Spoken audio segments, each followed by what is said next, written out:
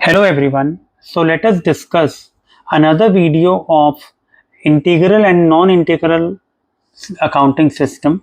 तो बेसिकली मैंने आपको फर्स्ट वीडियो में बताया अबाउट कि इंटीग्रल और नॉन इंटीग्रल सिस्टम क्या होता है, थ्योरी पार्ट, एंड उसमें ही मैंने आपको कंट्रोल अकाउंट्स बताए थे.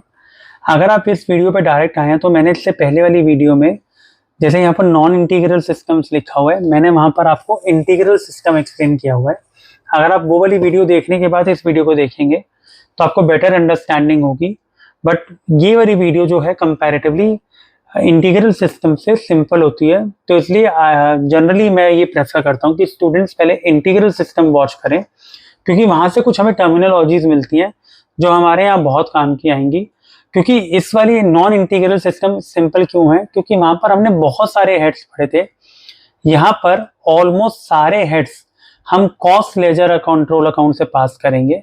रीजन बीइंग इज, मैंने आपको फर्स्ट वीडियो में बताया था एसी वाले चैप्टर की, कि जिसमें हम लोग एक cost ledger control account create करते हैं जो हमारा एक प्रिंसिपल लेजर होता है. तो जो भी खर्चा होगा जनरल नेचर का वो हम कॉस्ट लेजर कंट्रोल अकाउंट में ट्रांसफर कर देंगे. So let us see, the question says the following transactions have been extracted from the books of the company, pass journal entries under non integrated accounts. तो mention कर दिया non integrated. First point है purchase of raw material on cash या in cash. ठीक है, तो raw material आ रहा है तो हम सिंपल यहां लिखेंगे stores ledger control account debit.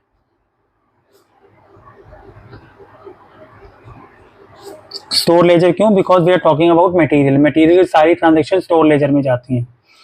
तो अब हम इंटीग्रल सिस्टम कर रहे थे तो यहाँ बैंक लिख रहे थे कि हमने कैश में पे करिए या कैश लिख रहे थे. यहाँ पर हम लिखेंगे to cost ledger control account, क्योंकि मैंने आपको बताया कि जो भी हमारे जनरल नेचर के खर्चे होंगे वो सारे अब हमारे किस में जाएंगे, cost ledger control account. That is 4 lakh. ठीक है, narration being purchase of material. Second, carriage inward. Carriage inward का मतलब होता है आपने जो गुड रॉ मटेरियल खरीदा है इसका किराया लगा, तो ये डायरेक्ट एक्सपेंस हुआ एक तरह से हमारा, तो ये भी मटेरियल की कॉस्ट में ऐड हो जाता है. तो हम क्या लिखेंगे, store ledger control account debit. अगर आपको याद होगा हम अकाउंट्स की बुक बनाते थे तो हम उसको मटेरियल की कॉस्ट में ही ऐड कर देते थे. तो जनरल नेचर का खर्चा है तो सिंपल आएगा to cost ledger control account. तो देखिए बिल्कुल ऊपर वाली एंट्री पास की है हमने, क्योंकि ये जो कैरेज इनवर्ड है ये मटेरियल पे ही लगा है, फ्रेट किराया जो हम कहते हैं. तो दैट इज 3000. तो कैश की जगह, बैंक की जगह हम कॉस्ट लेजर कंट्रोल लिख रहे हैं और मटेरियल वाले की इसके लिए हम स्टोर लेजर कंट्रोल. फिर स्टोर इशूड. तो मैंने आपको पहले बताया इशू का मतलब आता है अब ये मटेरियल मतलब स्टोर से निकल गया क्योंकि हम प्रोडक्शन स्टार्ट कर रहे हैं. तो जब भी हम प्रोडक्शन के बारे में बात करें तो वी टॉक अबाउट WIP. ये मैंने आपको इससे पहले वाली वीडियो में सिखाया था. तो इसका मतलब अभी कहाँ जाएगा, WIP. WIP means work in progress ledger control account debit. To कहाँ से आया, स्टोर से आया, तो to store ledger control account. That is 2,50,000.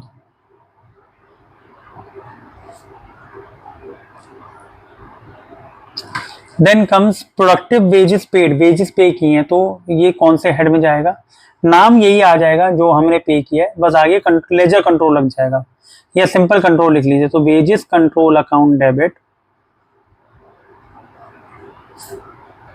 To again खर्चा है तो किस में जाएगा, पे किया है, cost ledger control account. That is 2,04,000. तो बीइंग वेजेस पेड आपको सिंपल ऐसे ही लिखना है. ठीक है. Then comes unproductive wages paid. तो वेजेस ही है लेकिन ये अनप्रोडक्टिव है, तो हम इसमें सिंपल एंट्री तो यही करेंगे, wages control account debit to cost ledger control account. कई जगह पे मैं शॉर्ट फॉर्म लिख रहा हूँ वो याद रखना. तो दैट इज 72,000.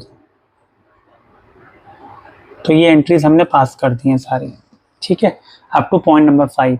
अब आ गया वर्क ओवरहेड। ओवरहेड मतलब इनडायरेक्ट एक्सपेंस होता है। तो अगेन खर्चा आपने इनकर किया तो नाम यही आ जाएगा, work overheads control account debit to, अगर आपने इनकर किया या पे किया तो सेम, मैंने बताया ना सारा हमारा खर्चा किस में जाएगा, कॉस्ट लेजर, बिकॉज ये हमारा प्रिंसिपल लेजर होता है। कॉस्ट लेजर कंट्रोल अकाउंट, तो कितना रुपए पे किया आपने, 3,65,000। तो अगर आपने इंटीग्रल सिस्टम पहले किया होगा, पहले वाली वीडियो वॉच करोगे तो आपको ये वाला क्वेश्चन बहुत इजी लग रहा होगा, ठीक है। Then comes material issued for repairs. अब यहाँ देखिए, आपने मटेरियल दे दिया, कैश की जगह या पैसे की जगह आपने मटेरियल इशू कर दिया, किस चीज़ के लिए, रिपेयर के लिए। तो रिपेयर का मतलब होता है, सेम हम ऐसे ही लिखेंगे, आप इसको लिखेंगे वर्क ओवरहेड, ये ओवरहेड है वर्क का, repair work overhead control account debit.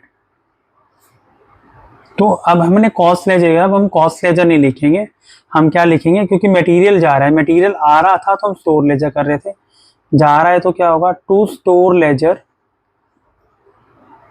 Control account. कितना का आपने मटेरियल दे दिया, 2100। और इसमें क्यों लिखा, बिकॉज ये इनडायरेक्ट खर्चा है जो वर्क के टाइम पे हुआ in the form of repairs. तो आप सिंपल लिखेंगे being material issued for repairs. 8th point, selling and distribution paid. तो ये तो सिंपल है, selling and distribution overheads control account debit to, आपने पे कर दिया तो सिंपल क्या आएगा, जो हम औरों में लिखे जा रहे हैं, कॉस्ट लेजर कंट्रोल अकाउंट। कितना अमाउंट है, 11,000, तो हम 11,000 लिख देंगे। Then 9th point, office expenses. तो ये तो हमारा जाएगा एडमिनिस्ट्रेशन एंड ओवरहेड्स, या सॉरी एंड नहीं, एडमिनिस्ट्रेशन ओवरहेड्स अकाउंट या office and administration overhead account, तो आप ये लिख सकते हो। तो टू कॉस्ट लेजर, तो ये तो कॉस्ट लेजर तो सब में सेम है, कॉस्ट लेजर कंट्रोल अकाउंट। कितना हो गया, 4200, जो इसकी कॉस्ट गिवन है हमें 4200। तो आप देख सकते हैं पहली 9 एंट्रीज में कोई इतनी डिफिकल्टी नहीं आई हमें, ठीक है। देन अब हमारी 10th और 11th एंट्री रह गई है, वो हम कर लेते हैं। यहाँ लिख देता हूँ मैं, ये जानबूझ के मैं एक ही पेज पे कर रहा हूँ ताकि आपको क्वेश्चन और सॉल्यूशन दिखता रहे, तो आपको समझ में आएगा कि हम कैसे इसको कर रहे हैं। कॉस्ट ऑफ कंप्लीटेड जॉब, ये मैंने आपको लास्ट वीडियो में भी बताया था कि अब काम कंप्लीट हो गया, तो फिनिश गुड्स बन गए हैं, अब WIP खत्म हो गया, तो एंट्री वही जहां जो हमने वहां की थी, फिनिश्ड स्टॉक अकाउंट या finished stock control account debit to WIP control account. मतलब WIP को देखो, हम यहाँ पर जो था डेबिट किया था, WIP लेजर कंट्रोल, तो यहाँ पर WIP लेजर कंट्रोल कर सकते हो, क्योंकि अब गुड्स WIP में नहीं है, वो खत्म हो गए, और वो खत्म हो गए मतलब वो पूरे हो गए, और हमने उसको फिनिश स्टॉक में कन्वर्ट कर दिया। तो कितने की वैल्यू दिखा रहा है, 12,15,000, 12,15,000। I hope the point is clear. जो हेड क्रिएट हो रहा है वो डेबिट हो गया, और WIP से निकलकर ये सारे गुड्स कहाँ गए, कहाँ गए, फिनिश स्टॉक में आ गए फ्रॉम WIP कंट्रोल अकाउंट। और लास्ट है work overhead absorbed.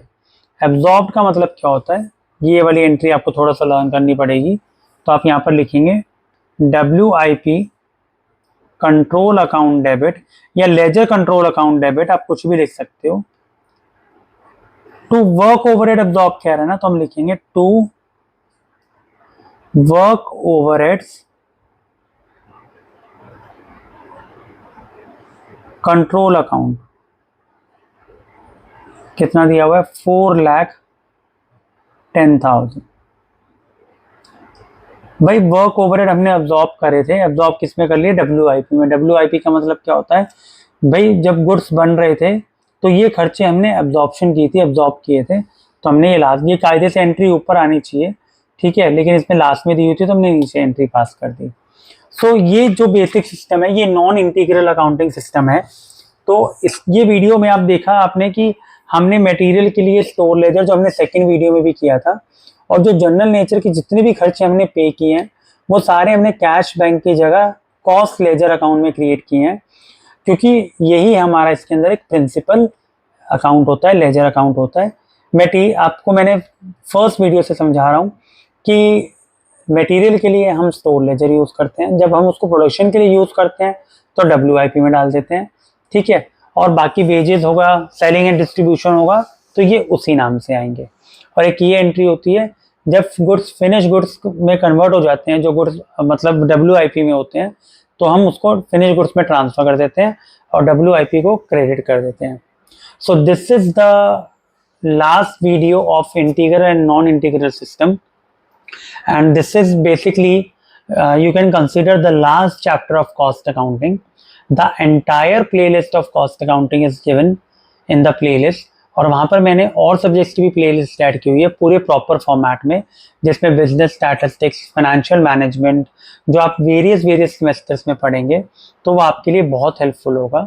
So I would advise कि जो भी आप प्लेलिस्ट या जो भी सब्जेक्ट देखें तो उस चैप्टर की आप स्टार्टिंग से वो वीडियो देखिए, क्योंकि मैंने थंबनेल में सारा चैप्टर, सारे वीडियोस को प्रॉपर ऑर्डर में और थंबनेल में उसका चैप्टर का नाम लिखा हुआ है।